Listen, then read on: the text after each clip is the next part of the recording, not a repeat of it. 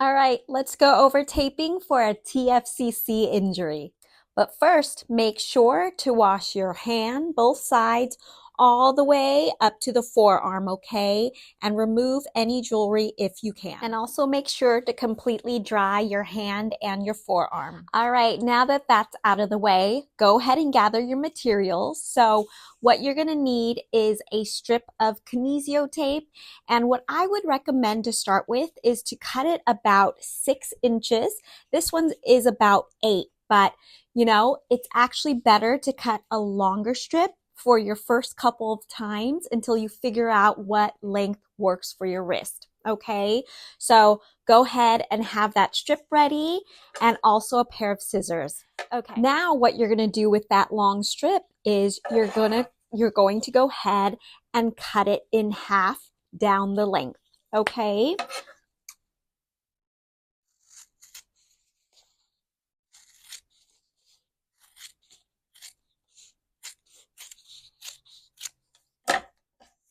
Now that you've cut it down the middle lengthwise, you're only going to use one strip.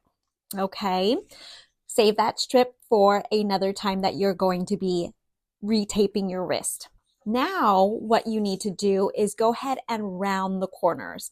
So just like how this corner is, it's rounded, you want to do that to this side and to also this corner, okay? Just like this.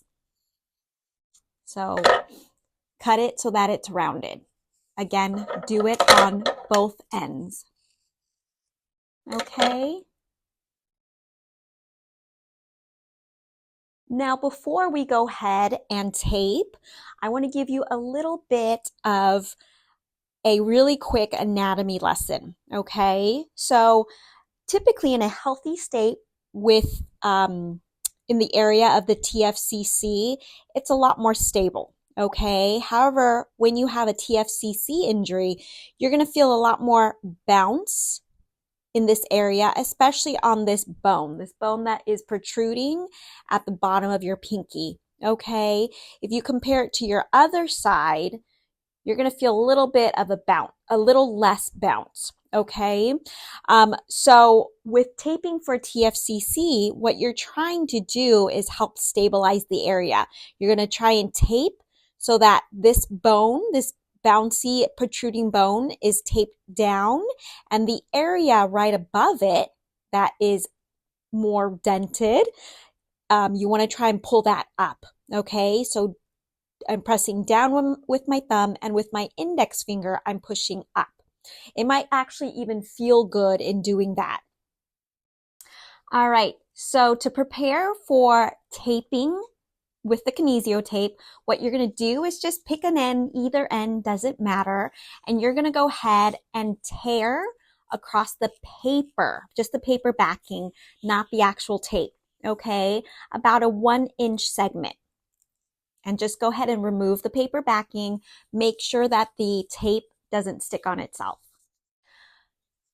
So where we're going to place that end with the paper removed is right next to that protruding bone, okay? Horizontally closer to the thumb side, okay? And then put it on, and how to make it stick better is you're going to scratch on it, okay? By scratching on it, you're helping to heat up that adhesive, and actually scratching it also helps to heat up that adhesive, okay? So it all sticks better. Now, something I'm going to go over before we go ahead and tape the rest of the wrist is to teach you about how much of a stretch we want to do. And keep in mind that this is a guesstimate, even as therapists are somewhat doing, a very experienced guess, but a guess nonetheless. Okay, so you can see this tape has stretch to it. And let's go ahead and pull a little bit more of the backing off. Okay, and as you can see,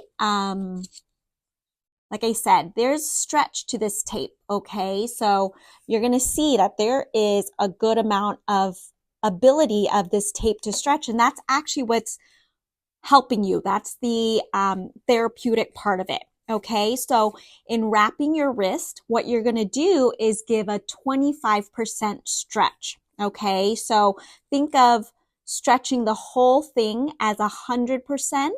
Okay, then doing 50% less, and that's a 50% stretch, and then 50% less, giving you a 25% stretch. Okay, so it's very little. Okay, so now that you have that anchored on, you're going to go ahead and pull the paper backing so that there is just about 1 inch left, okay, stuck on the paper. That gives you a better hold and control over the tape. Now, what you're going to do is start wrapping the underside, okay, with that 25% stretch. And what you're trying to do is end up on that dented part that I talked to you about above the protruding bone. Okay, and let me go ahead and stick this on all the way. And actually for me, it's a little bit long. So you can either stick it on or you can cut that little piece off. Like I said, as you get more used to it, you'll know how long you need. Okay, so let's go ahead and review how it looks once you're done. So like I said, I started by sticking it next to the protruding bone and then wrapping it over the protruding bone and going underside, okay, and wrapping it so that it ends wrapped over right above the protruding bone, okay, and then anchoring it on the palm side, okay. So again, this is how it looks on the back side of the hand, stacked on top of each other.